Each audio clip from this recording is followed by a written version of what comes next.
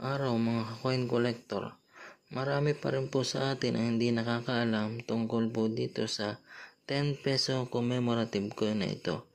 Ito pong hawak ko ay ang 10 peso commemorative coin General Miguel Malvar. Marami pa rin po nagtatanong dito kung ito nga po ba ay hard to buy na o semi hard to find. At kung binibili nga po ba ito sa mataas na halaga.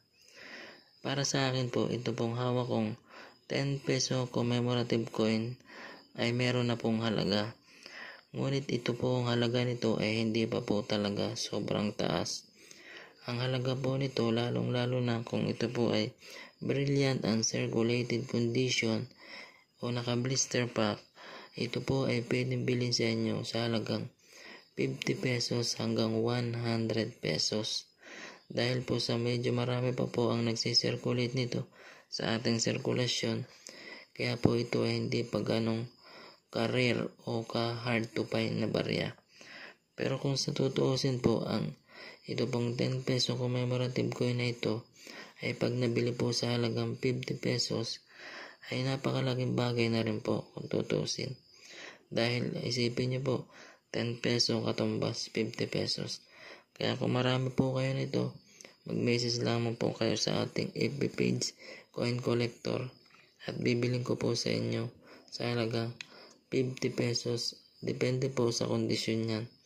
Mas gusto ko po sana yung mga naka-blister pack o yung nakalagay sa ganitong lalagyan. Yun lamang po. Marami pong salamat mga Coin Collector.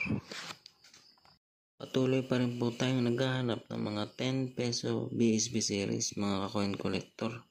At pwede nga po itong bilhin sa halagang 1,000 hanggang 1,500.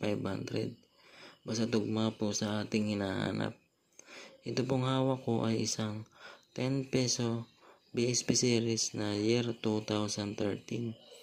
Dahil marami pong nag-aalok sa atin ng ganitong klaseng barya, ito po ay may tuturing ko na semi hard to find mga ka-coin collector. At ito nga po ay pwede kong bilhin basta po merong kasama na hard to find o yung mga rare coin or error coin na may mga taon na 2007 at 2009 mga ka-coin collector. Yun po ay bibili natin basta po may kasamang hard to find. Ito pong hawak natin ay semi hard to find lang po ito. Ngunit ito po ay brilliant condition o brilliant uncirculated. Kita nyo naman kung gaano yung kaganda mga coin collector. Yan nga po ay semi hard to find lang. Ang hard to find po ay 2007 at 2009. Kung meron po kayong ganong klase na 2007 at 2009, pwede nyo po itong ibenta sa akin para kasabay ng hard to find. At yun nga po ay bibiling ko sa halagang 1,000 hanggang 1,500 ang bawat isa po mga coin collector. Sana po ay mabenta nyo ako ng ganitong semi hard to find na may kasamang hard to find. Yun lamang po mga coin collector. Marami pong salamat.